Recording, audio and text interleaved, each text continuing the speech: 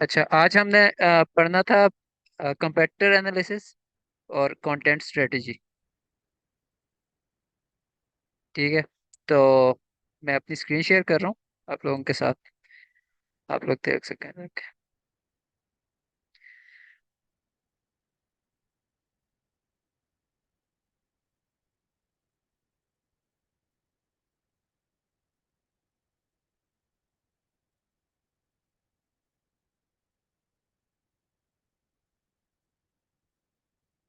अच्छा, ये मैंने स्लाइड बनाई है कंपेटिटर एनालिसिस के लिए। आपने सबसे पहले मैंने कल भी आप लोगों को कहा था कि कंपेटिटर एनालिसिस करने के लिए या किसी बिजनेस को एनालाइज करने के लिए सबसे पहले आपने क्या करना है, अपने कंपेटिटर्स को आइडेंटिफाई करना है कि मेरे कंपेटिटर्स हैं कौन कौन से।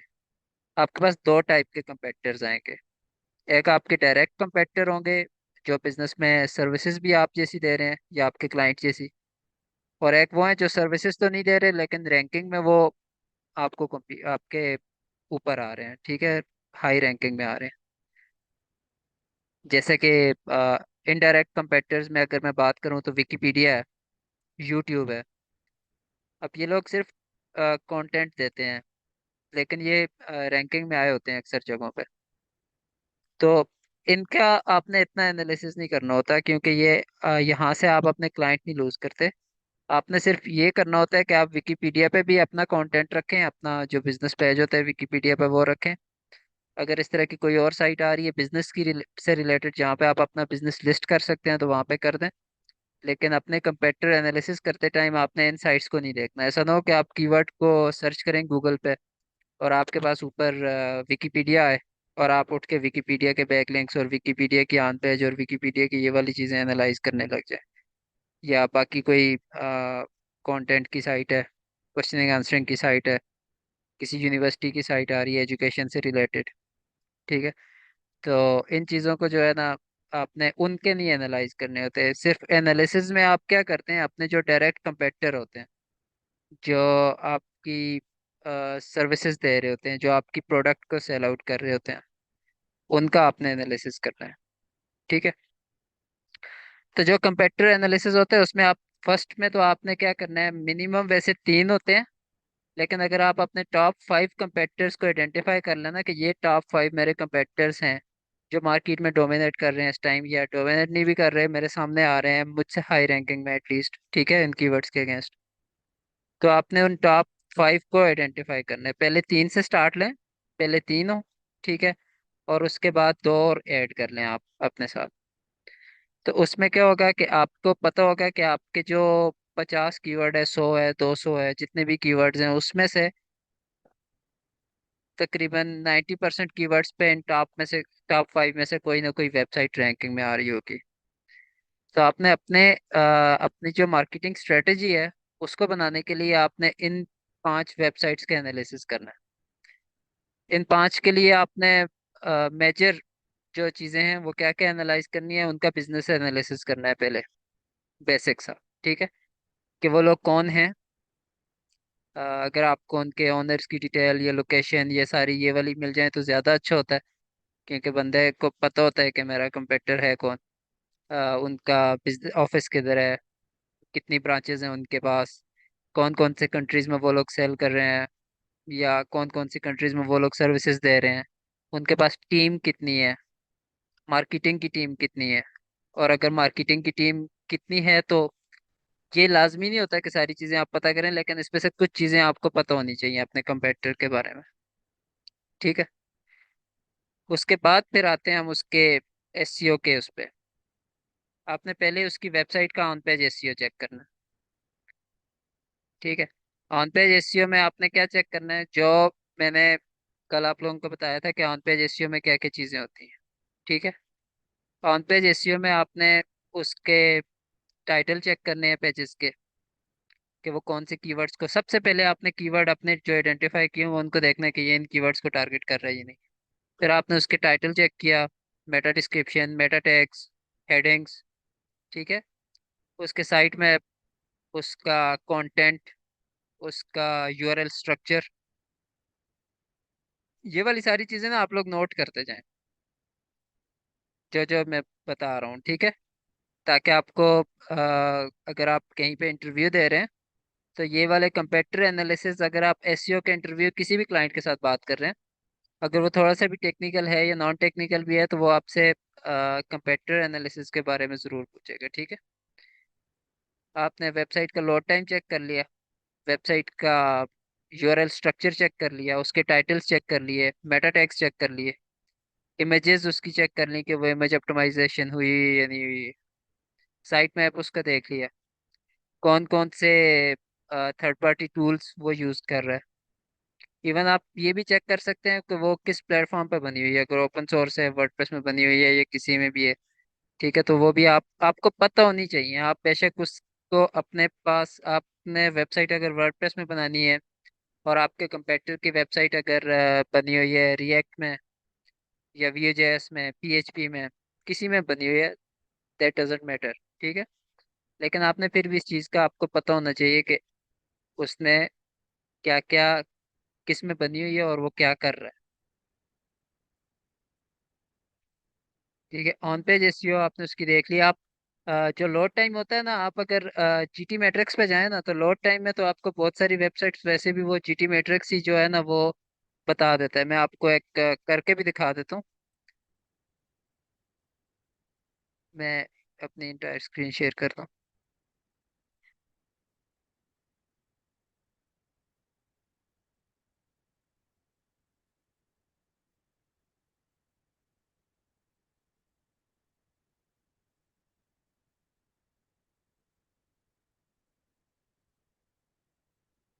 अच्छा,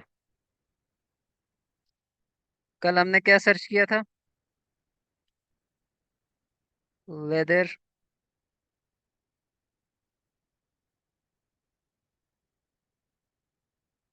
लेडीज बैग्स।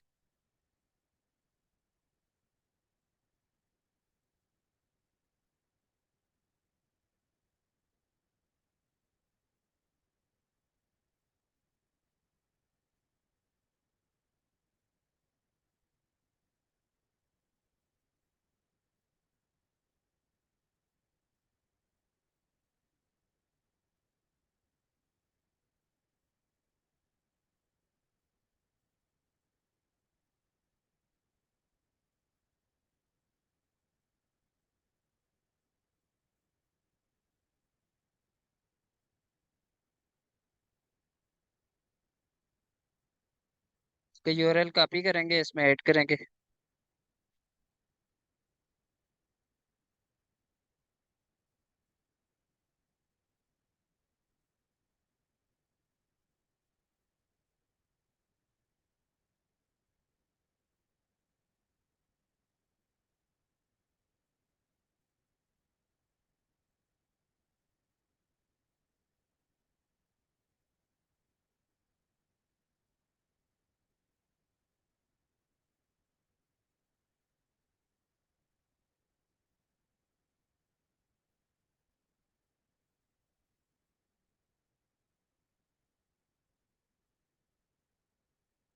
इस पे अकाउंट ही बनाते हैं।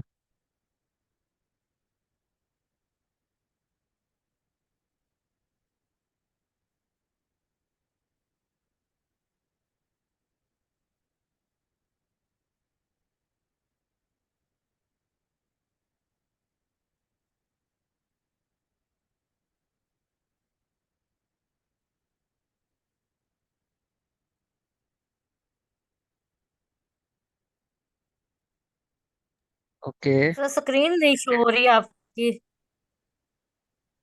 मेरी स्क्रीन नहीं शो हो रही? सर ये जो स्क्रीन है ये तो कंप्यूटेटिव एनालिसिस वाली है, ये जो आप बोल रहे हैं ना ये लिखेंगे ये वाली तो बात नहीं आ रही। ओके, एक सेकंड में अपनी इंटायर स्क्रीन शेयर करता हूँ।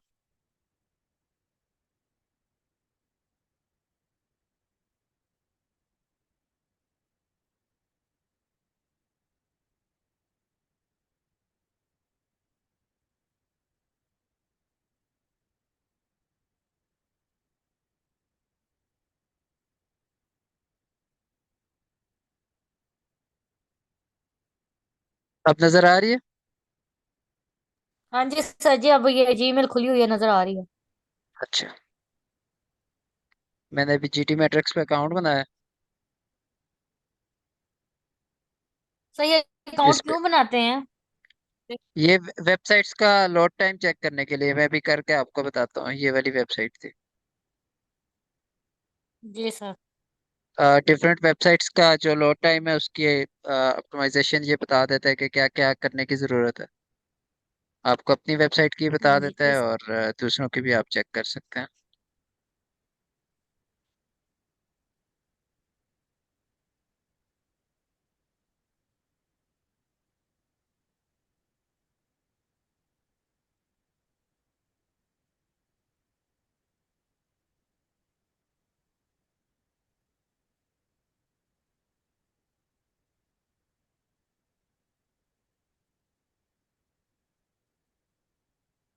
अभी मैंने इसका चेक किया था, ये वाली जो वेबसाइट खुली है। ठीक है।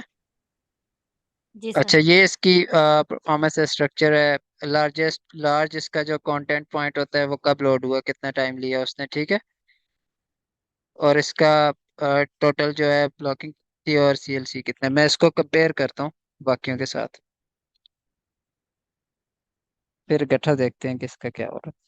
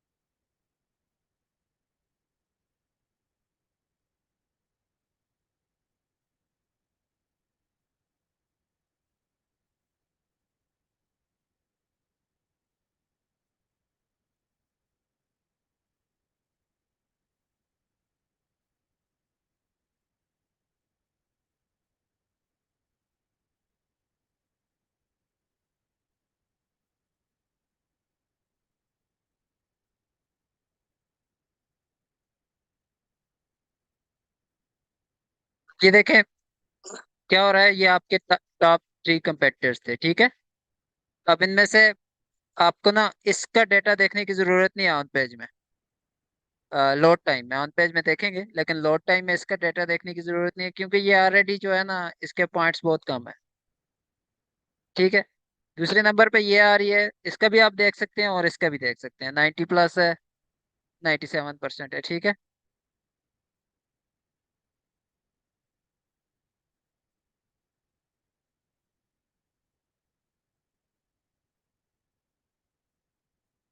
इसकी रिपोर्ट में आ जाते हैं। ये देखें इसकी, इसको ए ग्रेड था। परफॉर्मेंस इसकी 87% थी। स्ट्रक्चर इसका वेबसाइट का 95% था। इसका जो लार्जेस्ट कंटेंट था वो 1.3 सेकेंड्स में लोड हुआ, विच इज़ वेरी गुड। मैंने कल भी आपको कहा था कि अंडर 2 सेकेंड या एटलीस्ट अंडर 3 सेकेंड होना चाहिए वेबसाइट का लोड टाइम। ठीक है। देखें इसका फर्स्ट कॉन्टेंटफुल पॉइंट कब लोड हुआ था। 362 मिली सेकेंड्स में। ठीक है।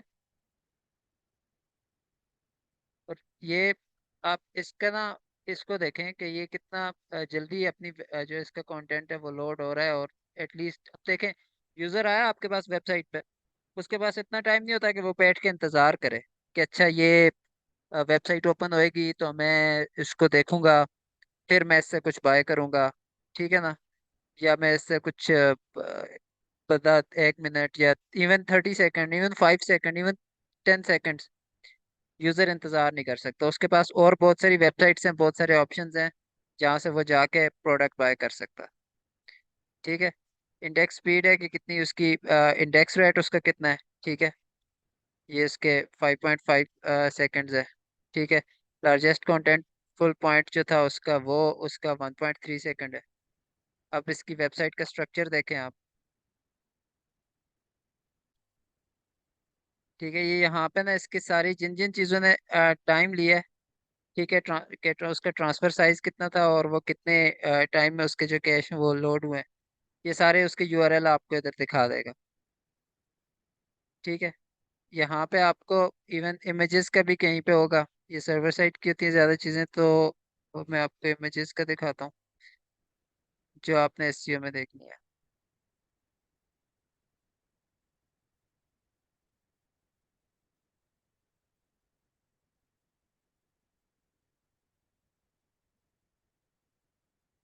ये इसकी जावास्क्रिप्ट। अच्छा, जावास्क्रिप्ट, ये होता है ना कि आप लोग एसईओ में कम से कम जावास्क्रिप्ट यूज़ करने हैं। ठीक है। जितने ज़्यादा आप लोग जावास्क्रिप्ट यूज़ करेंगे, इतना ही आपकी वेबसाइट का एक तो इंडेक्स रेट भी कम होगा, क्रॉल रेट भी कम होगा, और आपकी वेबसाइट की जो है वो लोड टाइम भी इफेक्ट होता है जावास्क्रिप्ट की वजह से, क्योंकि ये एक तो सेपरेट जावा स्क्रिप्ट है जो कि मैं कहा यूज। जावा स्क्रिप्ट तो हमें नहीं आती। ये आपको आने की जरूरत नहीं है। ये जो स्क्रिप्ट्स होते हैं ना, अक्सर थर्ड पार्टी स्क्रिप्ट्स होते हैं जो आपने अपने साथ अपनी वेबसाइट में ऐड करने होते हैं, जैसे गूगल एनालिटिक है, हॉटजार है। ये वाले सारे टूल जब हम वेबसाइट के ऑन पेज एसईओ में पहुंचेंगे ना, तो मैं वहां पे आपको ये सारे दोबारा से दिखाऊंगा कौन कौन से टूल्स आप लोग इंटीग्रेट कर सकते हैं टेक्निकल एसईओ में, सॉरी, ऑन पेज में नहीं। ठीक है। अब आपने इसका क्या कर दिया, अब आपने इसके एनालिसिस आपने कर लिया, नोट कर लिया, आपने सिर्फ ये वाले पॉइंट्स अपने पास नोट करने हैं। आपको वैसे नीचे इतना देखने की जरूरत नहीं है, लेकिन फिर भी आपने अपनी वेबसाइट का ये वाला सारा कुछ स्ट्रक्चर देखना है कि कौन सी चीज़ है जो लेट लोड हो रही है। आप उसको अपने डेवलपर से ऑप्टिमाइज करा सकते हैं, या अगर आपने खुद ऑप्टिमाइज करनी है तो आप उसको खुद कर सकते हैं, लेकिन ये आपको सारा बता देगा। और इसी तरह एसईओ का है, गूगल का है।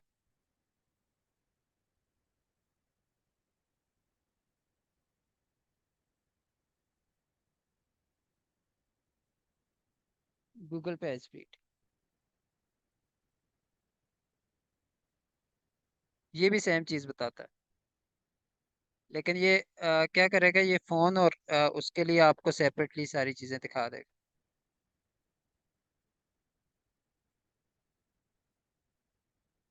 ये वाले दो टूल आप अगर यूज़ करें अपनी वेबसाइट के लिए, कंपेटिटर्स के लिए भी और अपने के लिए। अब ये देखें, इसने पहले क्या उठाया, मोबाइल, क्योंकि अब गूगल वैसे भी फ़ोन फर्स्ट वाली स्ट्रेटजी को इम्प्लीमेंट करता है। वो भी इसको देखता है कि आपकी वेबसाइट हर एक डिवाइस के लिए रिस्पॉन्सिव होनी चाहिए, हर एक डिवाइस पे इजी टू यूज़ होनी चाहिए।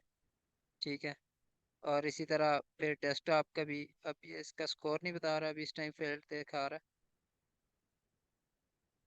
लेकिन है। लेकिन जो मकसद है वो ये है कि टूल आपने ये वाले दो यूज़ करने हैं अपने कंपेटिटर्स के या अपने लोड टाइम को देखने के लिए कि वो उन लोगों की वेबसाइट कितनी जल्दी लोड हो रही है। ये देखें, performance, accessibility, best practice, SEO. SEO की कौन कौन सी चीज़ें उसने नहीं की हुई जी। Document that does not have meta description. लाजमी नहीं है कि ये सच बताए। बाज़ औक़ात ऐसा होता है कि ये टूल अभी जब काम कर रहा है, इसके अंदर कुछ रेंडर ब्लॉकिंग आई वेबसाइट पे, उसने क्या हुआ, उसने मेटा डिस्क्रिप्शन मिस कर दी। तो आपने एक तो मल्टीपल टूल्स यूज़ करने हैं, और दूसरा आपने मैनुअली भी चेक करनी है। अब ये देखें, इमेज है, इसका आल टैग जो है वो मिसिंग है, ये कह रहा है, लेकिन हम इसको दोबारा किसी और टूल से भी देख सकते हैं वेरीफाई करने के लिए कि क्या सच में इसका मिस है या नहीं है। इसकी robots dot T x T में एरर है। ठीक है। इसने यूज़र एजेंट जो है ना, नो यूज़र एजेंट स्पेसिफाई नहीं किया हुआ किसी भी यूज़र एजेंट को। ठीक है। तो है, लेकिन आपने अपनी वेबसाइट की ये वाली चीज़ें चेक करनी है ताकि आप उसको ठीक कर सकें। इसकी आपको देखने की इतनी ज़रूरत नहीं है, आपने सिर्फ इसका लोड टाइम देखा एंड दैट्स इट। उसके बाद है कि आप अपने जो आपका कंपेटिटर है, इसकी आपने ऑन पेज चेक करनी है। शीट में भी अगर आप आएंगे, ऑन पेज है। मैं देखता हूँ कि मेरे पास लैपटॉप में गेमिंग फ्रॉग पड़ा है या नहीं पड़ा है।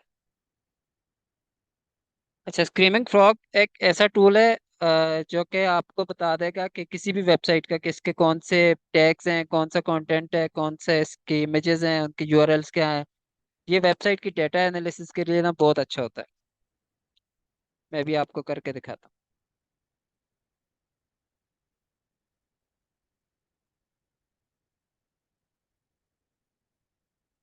इसका वैसे जो फ्री वाला, ये तो चले पेड है, लेकिन जो इसका फ्री वाला वेरिएंट होता है वो भी मेरे ख्याल से 500 तक यूआरएल बताता है। तो आपको इसका अगर छोटी वेबसाइट है उसके लिए आपको बाय करने की ज़रूरत नहीं है।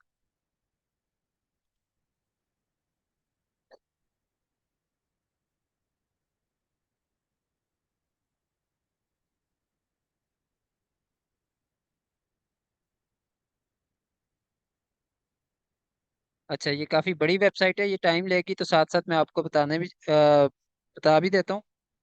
अब ये देखें, इसका होम पेज का सारी डिटेल ये इधर बता देगा आपको। उसका टाइटल क्या है? अच्छा, टाइटल में अब आपने देखना है कि आपका कीवर्ड टारगेट हो रहा है इस पेज पे या नहीं हो रहा, किस पेज पे हो रहा है और कौन से आपका कीवर्ड टारगेट हो रहा है। उसकी टारगेट की लेंथ क्या है, उसकी मेटा डिस्क्रिप्शन क्या है। ठीक है, अंडर 70 जा रही है। मेटा डिस्क्रिप्शन क्या है उसकी, अंडर 135 कैरेक्टर्स है। इंडेक्स फॉलो है, ये तो चले हो गई। ठीक है।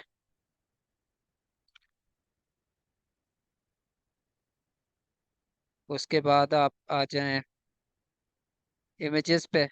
यहाँ पे आपको इसकी इमेजेस की डिटेल बता देगा कि ये कौन सी इमेज है, उसका कंटेंट क्या है। ठीक है, उसका यूआरएल क्या है। ठीक है, कंटेंट टाइप कौन सी है, इंडेक्सेबल है या नहीं है।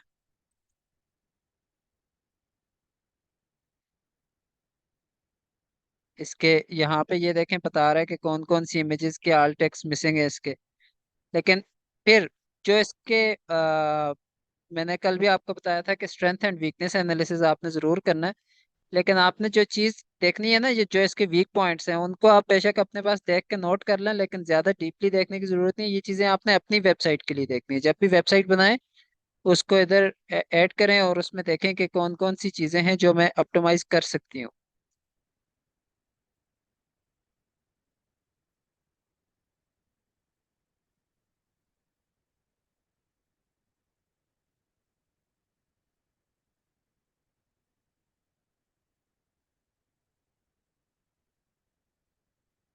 हीरा, आपका कैमरा ऑन है? प्लीज़ आप कैमरा बंद कर दें क्योंकि ये रिकॉर्डिंग पे है, तो फिर। हाँ जी।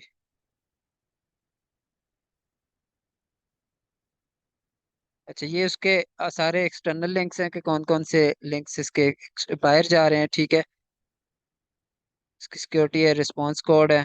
रिस्पांस कोड का मतलब ये था कि स्टेटस उसका क्या जा रहा है, कौन कौन से पेजेस से क्या रिस्पांस आ रहा है। ठीक है, कितना रिस्पांस टाइम है उसका। पेजेस का स्टेटस क्या है, कौन कौन से 404 है, 3 0 है। ये इनको देखें, रीडायरेक्ट लगा हुआ है।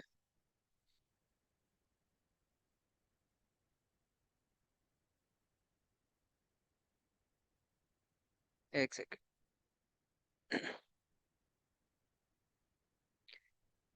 अच्छा, इसका टाइम आउट हो रहा है, तो मैं इंशाल्लाह मैं दोबारा आपको लिंक भी भेजूंगा। लेकिन मेरे ख्याल से 9 मिनट हैं, तो मैं 9 मिनट में आपको कर देता हूँ, ये कवर कर देता हूँ।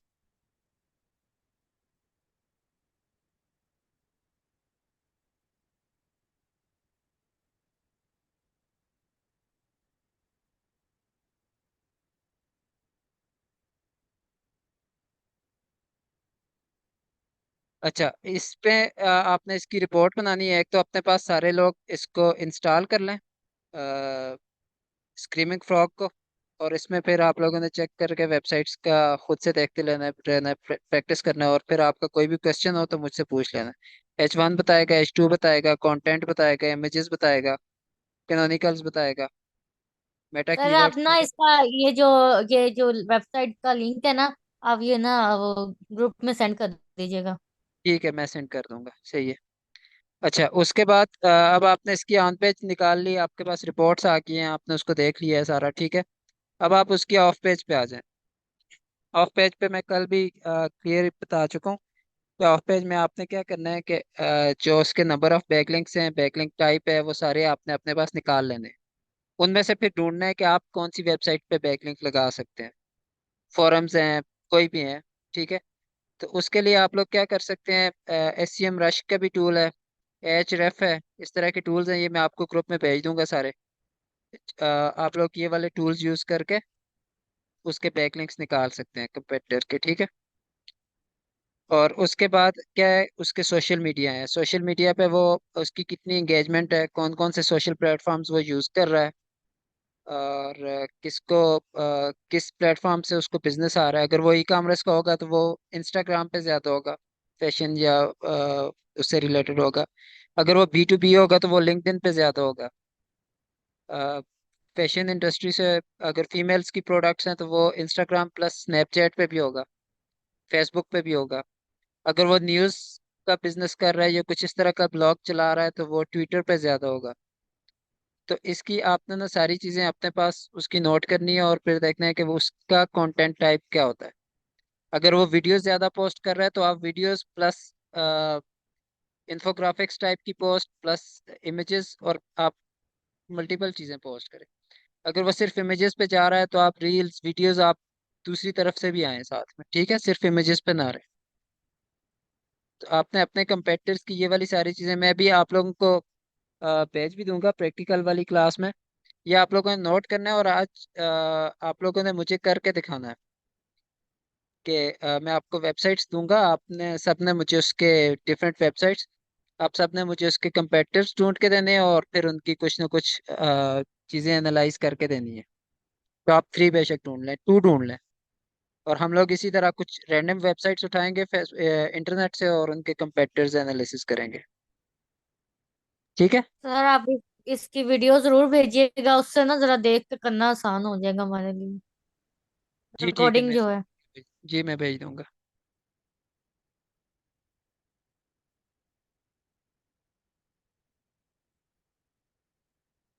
अच्छा, कोई क्वेश्चन है आप लोगों का? एक्सक्यूज मी सर, आपने कहा कि अगर जो है ना वो हमारा कंपैटिटर अगर वो इमेजेस पे है तो हमें क्या चीज देखनी चाहिए उसकी? आपने देखें, आपने उसके सोशल मीडिया को एनालाइज करना है। अगर वो बहुत ज्यादा इमेजेस पोस्ट कर रहा है वो उसकी स्ट्रेंथ है, ठीक है, और उसको वहाँ पे एंगेजमेंट अच्छी आ रही है, तो आपने क्या करना है, आपने सिर्फ इमेजेस नहीं करनी है, आपने इमेजेस को ज्यादा पोस्ट जरूर करना है कि उस बिजनेस से रिलेटेड जो ऑडियंस है वो इमेजेस में ज्यादा इंटरेस्टेड है, लेकिन साथ में आपने इमेजेस में भी डिफरेंट टाइप्स की इमेजेस निकालनी है। ठीक है। आपने इंफोग्राफिक्स बनाने हैं, फिर आपने रील्स बनानी है, वीडियोस बनानी है, तो पोस्ट करनी है, उससे आपको ज्यादा ज्यादा रीच मिलेगी उसकी निस्बत। सॉफ्टवेयर इंस्टॉल करना मस्ट है, हाँ जी, आपको मस्ट है क्योंकि आप ऑनलाइन भी सॉफ्टवेयर यूज कर सकते हैं, लेकिन स्क्रीमिंग फ्रॉग अच्छा है, डिटेल में बताता है, तो इसलिए मैं इसको रेकमेंड करता हूँ। जी, ये नाम आप प्लीज दोबारा बता देंगे? मैं ग्रुप में भेज देता हूँ आप लोगों को इसका नाम। स्क्रीमिंग फ्रॉग है, वैसे मैं बता भी रहा हूँ। और किसी का कोई क्वेश्चन है? सर स्पीड पेज वो जो आपने सर्च किया था उधर हमने क्या देखना था? किधर मैंने सर्च किया था? Speed speed page dot web आपने किया था एक। हाँ जी, उधर आपने अपनी वेबसाइट को डालना है, जब आप वेबसाइट बना रहे होंगे और अपने कंपेटिटर की वेबसाइट को डालना है कि देखना है कि वो उसकी कितनी अच्छी परफॉर्मेंस है। वो पेज स्पीड के लिए होता है, वेबसाइट की स्पीड के लिए, और उसमें आपको बता देगा कि आपको क्या क्या चीज़ें ऑप्टिमाइज करने की ज़रूरत है। ठीक है सर। स्क्रीमिंग फ्रॉग में हम कंपेटिटर एनालिसिस करेंगे या जस्ट हम वो वेबसाइट का यूआरएल पेस्ट करके तो हमारे पास कंपेटिटर आ जाएंगे? स्ट्रीमिंग फ्रॉग में आप अपने कंपेटिटर की वेबसाइट डालेंगे, वो उसकी ऑन पेज आपको बता देगा कि इसके टाइटल, इसके पेजेस कौन कौन से हैं, कितने नंबर ऑफ पेजेस हैं, और इसने ऑन पेज में कौन कौन से title, Meta description, Meta tags add किए हुए हैं। स्क्रीमिंग फ्रॉग आपको आपके कंपेटिटर का डेटा बता देगा। उसके बाद एनालाइज आपने खुद करना है, देखना है कि उसमें आपके कीवर्ड टारगेट हो रहे हैं या नहीं हो रहे, किधर हो रहे हैं। एक्सक्यूज मी सर, आप जरा क्राइटेरिया सेंड कर दीजिएगा ना कि हमने क्या क्या चीज़ एनालिसिस करनी है। मैं आपको सारी भेजूंगा जी।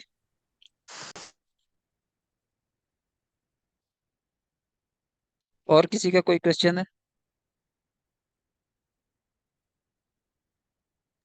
सर प्रैक्टिकल क्लास का अगर टाइम चेंज हो जाए तो? वो देख लेंगे, वैसे तो टाइम चेंज करना मुश्किल है, लेकिन ये है कि चलें देख लेंगे। लेकिन अभी आज तो आप लोगों ने बेशक हम प्रैक्टिकल क्लास अगर ना भी लें और आप लोग ये करके मुझे दिखा दें और हम उसके बाद ठीक प्रैक्टिकल है। की क्लास ले लें तो ज़्यादा बेहतर होगा, क्योंकि आपने कुछ ना कुछ किया होगा, हम उस पर फिर उसमें मिस्टेक्स भी निकलेंगी और चीज़ें फिक्स आउट भी होंगी, तो ज़्यादा आप लोगों को समझ आएगी। Okay sir.